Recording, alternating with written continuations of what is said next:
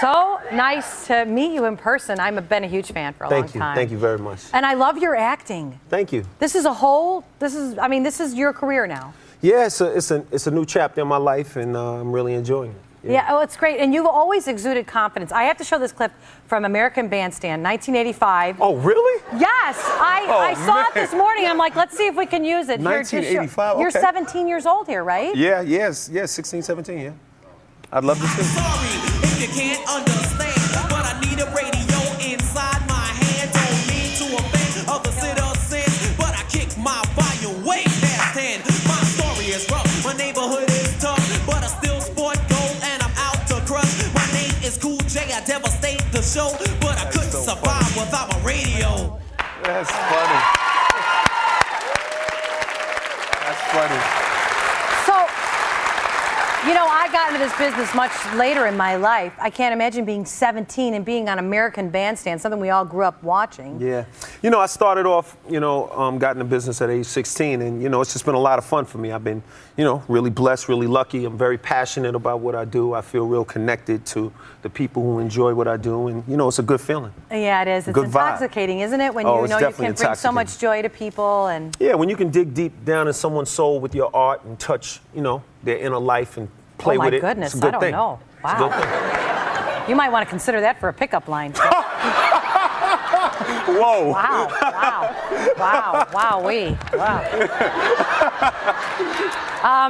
But when you were a kid growing up, you were surrounded by people who loved music, and Yes. people played music in your family. Yes. And it's not like you grew up in a privileged lifestyle at all. No, not at all.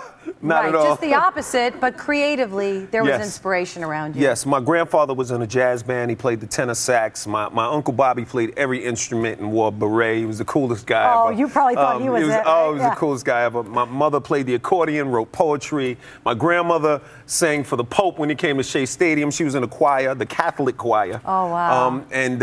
It's just my family is pretty musical. And wasn't there a time... Stepdad, he was in a band like Temptations After Taxes type band, he's singing, you know what I'm saying? Exactly. But there was some point in your life where you were begging your grandpa for the turntables. Yes. And he was like, not right now, but you figured out a way. Yes. My family is from Barbados, and my grandfather was real cheap. If anyone who knows Caribbean people, he was very cheap. And he didn't want to buy turntables. That wasn't his thing. So he, was saying no. But one day I got on my friend's motorcycle and rode around the neighborhood. He had a little shoestring tied to it, and he said, everything's fine, just don't stop because it'll cut off. So just keep going. So that was his instructions to me. So I drove down the street and I saw a car coming, but he said, don't stop. I saw the car coming. He said, don't stop. I saw the car coming. He said, don't stop. I should have stopped. Bing! I'm gone. So, ended up, my grandfather heard about the story and decided, you know what, maybe we should keep this kid in the house and get him a turntable and a mixer. Keep him safe. Yeah.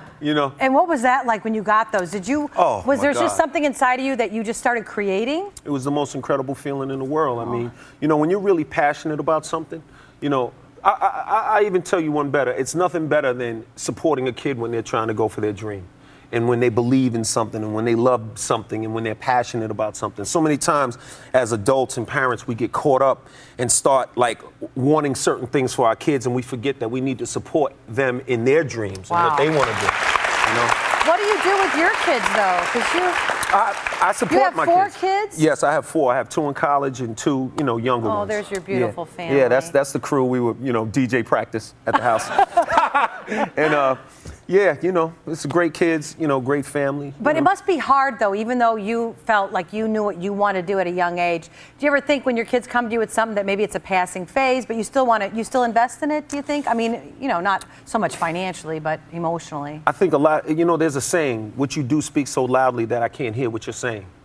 And what that means is my kids may talk about certain things, but when I see posters on the wall and when I see evidence that there's passion there beyond lip service, then I have to pay attention. And I think as parents, all of you guys, you go in your kids' room, it's like, I don't necessarily know if I want that on the wall, but this looks good. And you kind of start you can learn a lot about their lives by looking at their rooms and what's going on. And, I support their dreams. Paying attention. Yeah, I pay attention to them.